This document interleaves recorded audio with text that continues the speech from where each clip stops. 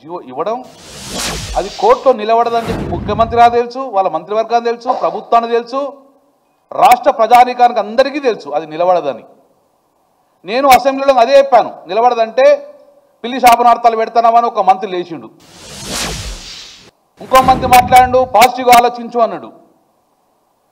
మేము పాజిటివ్గానే ఆలోచించినాం కాబట్టి మాకు అవమానం జరగద్దని చెప్పి మీకు 2-3 సూచనలు చేశాము.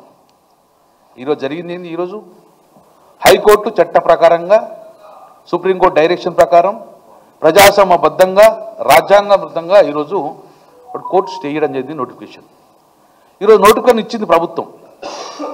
31 జిల్లా పరిషత్కు 13 బీసీలకు కేటాయించింది.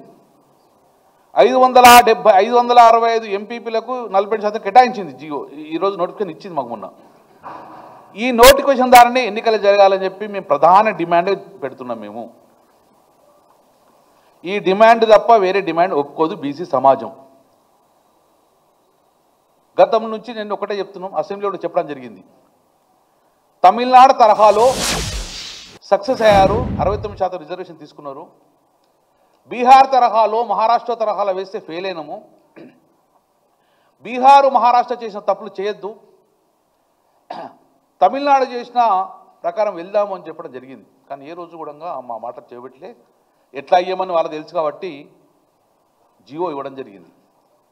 నేను ముఖ్యమంత్రి గారికి 4 సూటిగా ప్రశ్నలు అడుగుతున్నా. ఒకటి, మీరు ముఖ్యమంత్రి గారు ఢిల్లీలో ఉన్నప్పుడు ఏమన్నారు? ధర్నా చేసినప్పుడు ఇక ఇది అయ్యేటట్టు లేదు, కాయేటట్టు లేదు,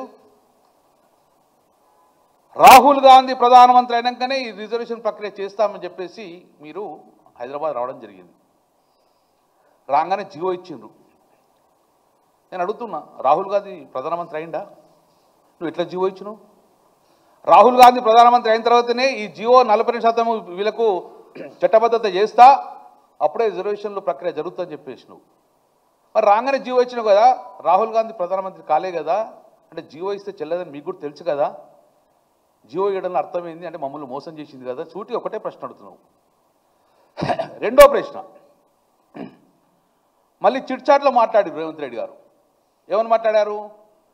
స్థానిక సంస్థలలో బీసీకి రిజర్వేషన్ రావాలంటే అది సుప్రీంకోర్టుతో కొట్లాడవలసి వస్తుంది, ఇది కొట్లాడిన తర్వాతనే సుప్రీంకోర్టు సాధించిన తర్వాతనే 42% బీసీ రిజర్వేషన్ నేను చట్టబద్ధత కల్పిస్తా అని చెప్పేసి ఢిల్లీలో చిట్చాట్లో చెప్పడం జరిగింది.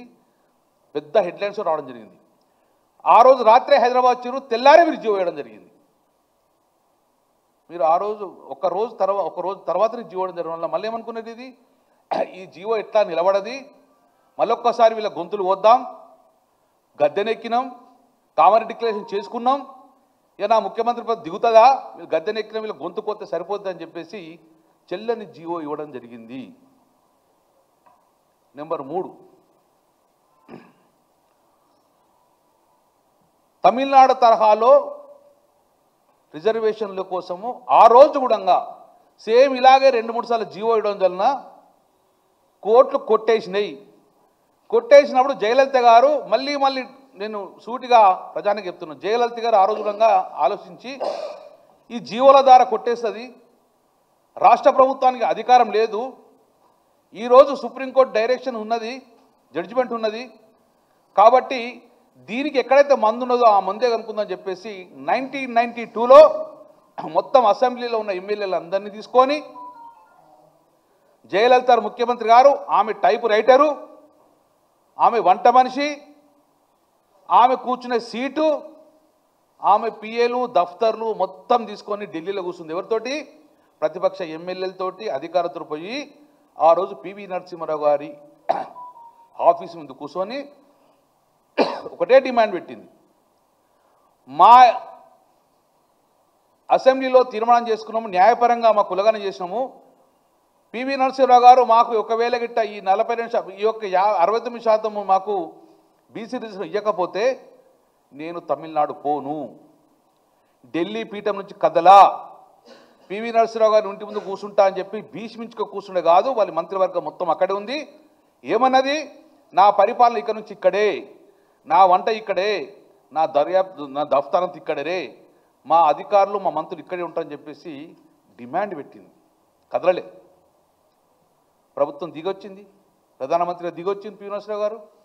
ఆ రోజు 94లో క్యాబినెట్ నిర్ణయం చేసుకొని పార్లమెంట్లో బిల్లు పెట్టి పార్లమెంట్లో రాజ్యాంగం 9లో